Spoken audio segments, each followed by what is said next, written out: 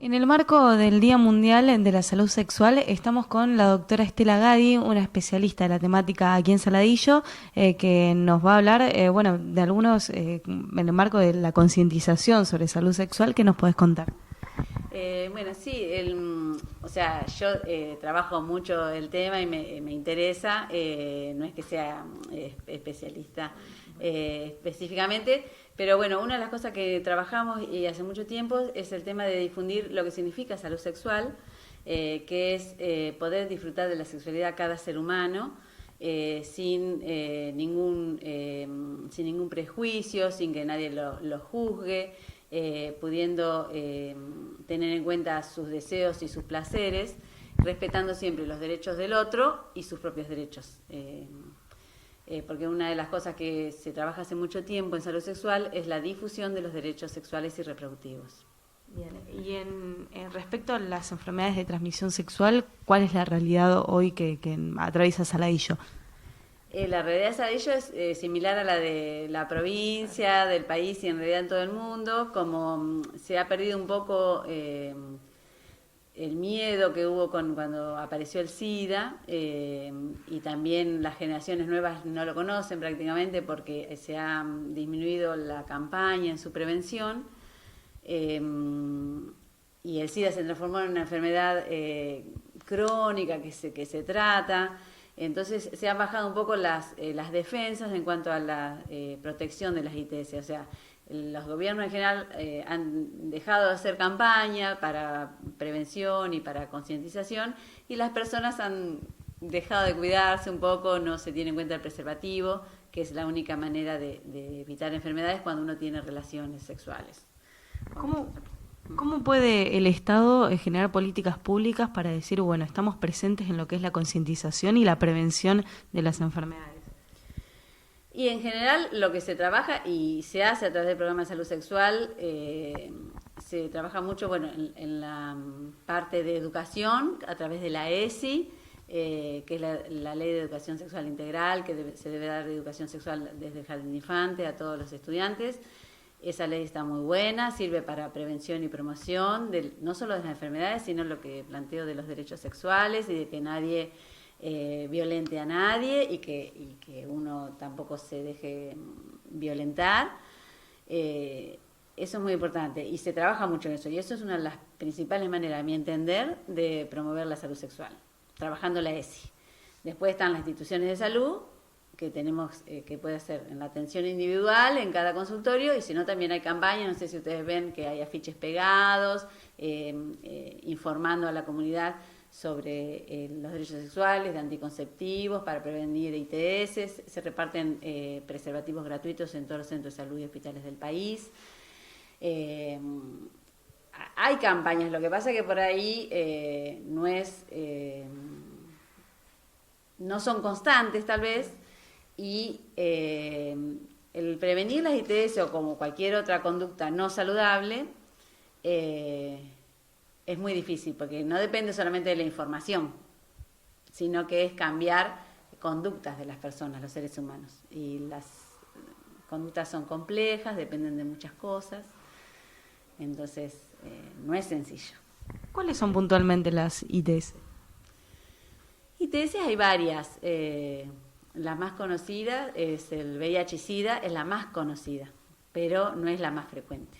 La más frecuente y la que menos se habla son las tricomonas, clamidias, gonorrea, que son bacterias que a veces no dan ningún síntoma, a veces sí, y entonces pasan desapercibidas, que es el mayor problema de todas las ITS. Y después otra que ha aumentado mucho porque es un poco más visible y es fácil de diagnosticar con análisis de sangre, que es la sífilis. Y también hay muchas otras, herpes, VPH. Y cómo, más allá de que se ha crecido mucho, como vos decís, en lo que es la concientización, ¿cómo hacer para que los jóvenes por ahí se saquen ese prejuicio de decir, del miedo de poder llegar a tener o a tratárselo y decir, bueno, no, vamos a hablar sin tabúes de las enfermedades de transmisión sexual para empezar a tratarlo? Bueno, en eso me parece que sí ha mejorado y creo que tiene mucho que ver todo lo que se ha venido trabajando hace años, de hablar de derechos sexuales y de ser más honestos en las relaciones. A veces se cuestionan la diversidad de parejas, pero son diversidad con más respeto. Antes por ahí había parejas más estables de mucho tiempo, con infidelidades, engaños, y las mujeres se les engañaba mucho respecto a las ITS, ¿no? Se les decía que eran en los baños o porque habían compartido la toalla.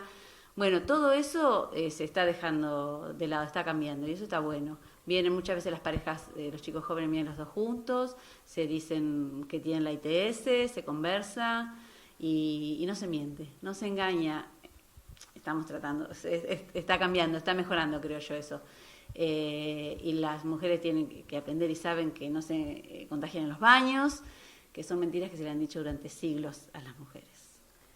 Y también, por otro lado, vos recién hablabas de las enfermedades de salud sexual y también mencionaste los derechos sexuales. ¿Eso también tiene que ver con la salud? Sí, claramente. El que se respeten los derechos humanos es la base de nuestra salud, porque tenemos el derecho humano a una vivienda digna, derecho humano a un trabajo digno, derecho humano a la recreación, a la educación y todos los derechos humanos, que no tienen tantos años en la sociedad. Y los derechos sexuales y reproductivos tampoco tienen tantos años, tienen más o menos 40 años, empezaron con los derechos reproductivos, que es la posibilidad de decidir si quiero o no quiero tener hijos, es algo muy importante.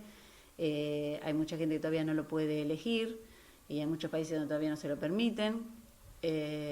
Si quiero, y eso serían los derechos reproductivos, que muchos le estamos diciendo no reproductivos, porque es también el derecho a no reproducirse.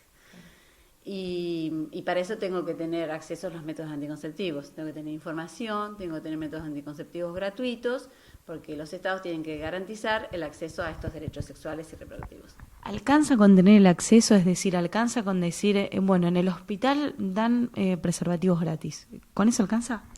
Y no, eso es una parte, como decíamos, o sea, dan preservativos gratis, se hacen la educación sexual en las escuelas, se trata de hacer educación sexual desde los lugares de salud, en lo que se puede, porque no hay, en general salud destina mucho recurso a atender enfermedades, entonces por ahí faltaría un poco más en la promoción o en dedicarnos a este trabajo de información. Pero igualmente no alcanza con la información, porque ya muchos chicos saben que hay anticonceptivos gratuitos, muchas personas saben que hay preservativos gratuitos y todos, y por ahí no se usan, como decimos siempre. Pero bueno, tiene que ver con que el cambio de conducta es muy complejo y depende de muchas situaciones, de muchos aspectos. Para por ahí las personas que nos están viendo y que puedan llegar a decir, bueno, yo también quiero tener una sexualidad saludable y ser saludable, ¿qué consejos por ahí les podemos dar? Me parece muy importante estar informado, o informada, que todas las personas conozcamos nuestros derechos, que sepamos que podemos elegir cuidarnos, que nadie puede tocarnos o mirarnos si nosotros no estamos de acuerdo, que eso es abuso. Trabajemos también para que no se siga llamando piropo al acoso callejero, o sea, entendamos en tantos lugares que hay violencia sexual y violencia hacia la mujer en lo cotidiano. Informarnos de todo eso y hacer respetar entonces nuestros derechos y respetar el derecho del otro, ¿sí? O sea, yo tengo mi derecho de elegir si quiero tener relaciones o no, si quiero tener hijos o no, con quién, cuándo, todo. Y también tengo mi obligación de respetar el derecho del otro, si no quiere tener relaciones, si no quiere tener hijos, y a cuidarse. O sea, si yo uso preservativo, me estoy cuidando yo y estoy cuidando al otro. O sea, es mi obligación cuidarme a mí y cuidar al otro. Muchas gracias. Otra. Gracias. Bueno.